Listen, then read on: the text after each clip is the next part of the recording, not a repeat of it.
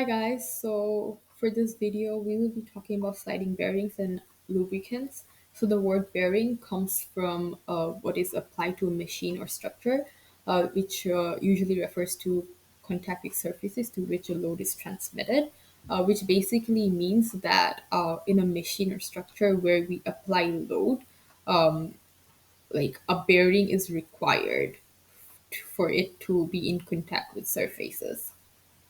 So we can usually see a bearing in like engine shafts for it to like protect the shafts from failure. So because if a shaft fails, it's much more expensive to replace it than just replacing the bearing if it fails.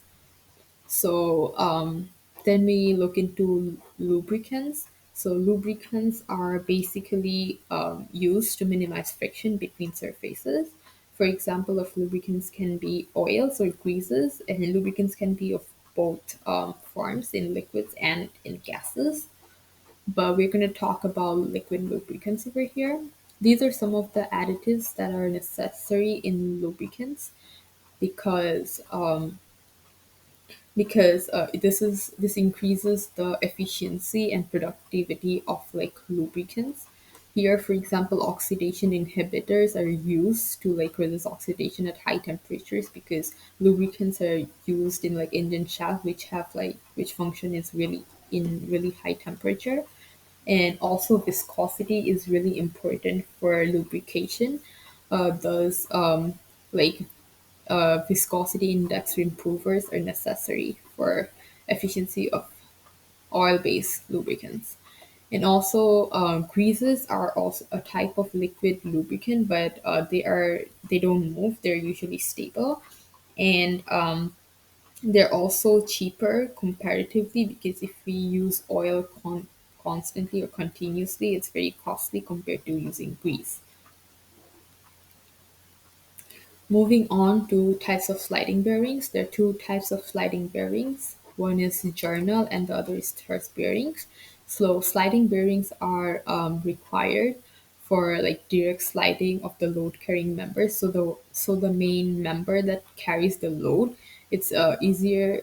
Sliding bearings basically help it to slide over the other or support it. So for example, this is the bearing, this flat surface. Thrust bearings are usually flat, okay, and it supports the loads. So it is supporting the load over here. And the journal bearing or sleeve bearings are cylindrical, like this one in this diagram. These are like the sleeve bearings. They're cylindrical and they can be found around the shafts. And they also support basically radial loads. And also they're like made of they're like thin shells, and it can also be split in like you can see over here, like one piece cylindrical shell like this in this diagram, so that it's easier to remove it.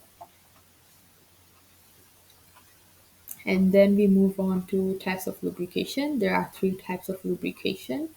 The worst being boundary lubrication, where the two surfaces are almost in direct contact with the other surface. So in this scenario, lubrication is really hard because the coefficient of friction is really high.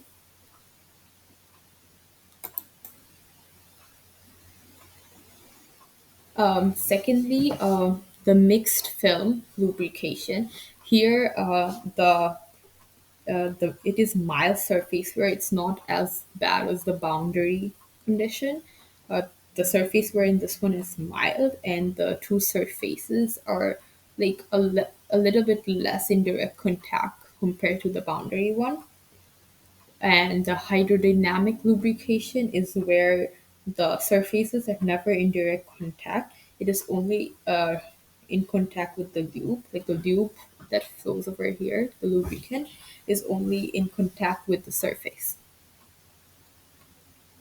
So, so the lubricant being oil,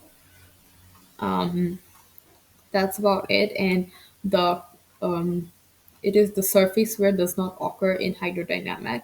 Also, the coefficient of friction is like very less compared to the other two. And here the film thickness is usually the thinnest. That is why it's like the most efficient. So we move on to the diagrams where here we can see this is the bearing liner and this is the shaft that usually moves. And here are the basic concepts of hydrodynamic lubrication. So the figure A shows when the shaft is usually at rest and it doesn't move, no motion is happening. But slowly, as the rotation of the shaft increases, the lubricant inside the oil starts putting pressure across the surface of the shaft as the speed increases.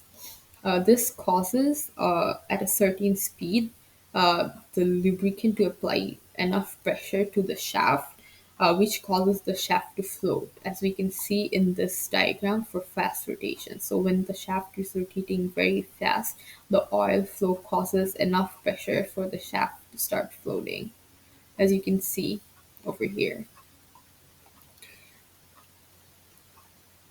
And then the basic concepts of hydrodynamic lubrication. There are three parameters that are necessary for the lubrication and that influence basically lubrication. So number one being viscosity. If the viscosity is increases, the hydrodynamic lubrication also increases because at even lower rotating speed, if you need the shaft to flow, the viscosity of the lubricant needs to be high. Also, rotating speed being the second factor.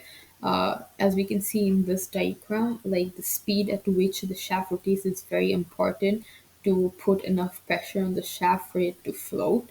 So the higher the speed, the easier it is to establish hydrodynamic lubrication.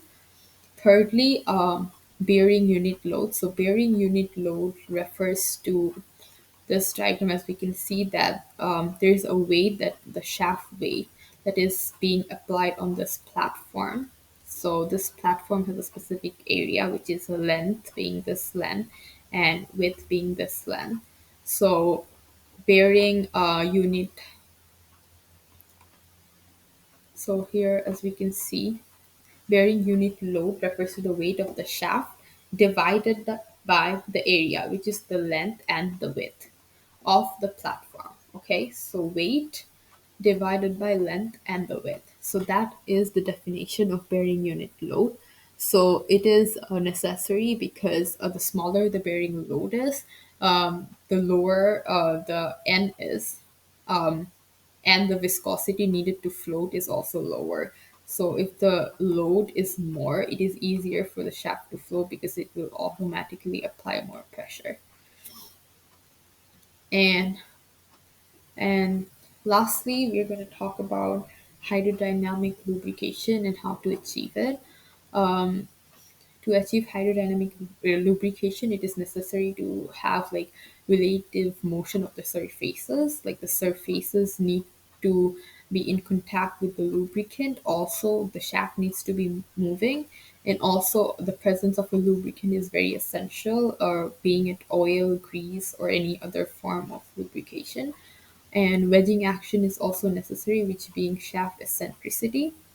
So when for example in an engine, when a crankshaft turns slowly, this produces a boundary lubrication only when it's being cranked, because the two surfaces are so directly in contact with each other. And the loads are small because there's like no combustion loads in the engine. Also, when the speed increases, it is like easier to like establish hydrodynamic lubrication in the engine, which is what happens when the rotating speed increases, as we talked about before, that the lubricant is able to provide more pressure, causing it to be easier to establish hydrodynamic lubrication. And lastly, in like peak combustion loads, for momentary duration, uh, uh, there's inertia and transition squeeze film effects prevent the oil film from being squeezed. This this is what happens during the engine. And that's about it, guys. And this graph shows this is the coefficient of friction by pressure with F, the coefficient of friction, This is the viscosity multiplied by like rotation divided by the load, okay? This is this 3, and this is the coefficient of friction.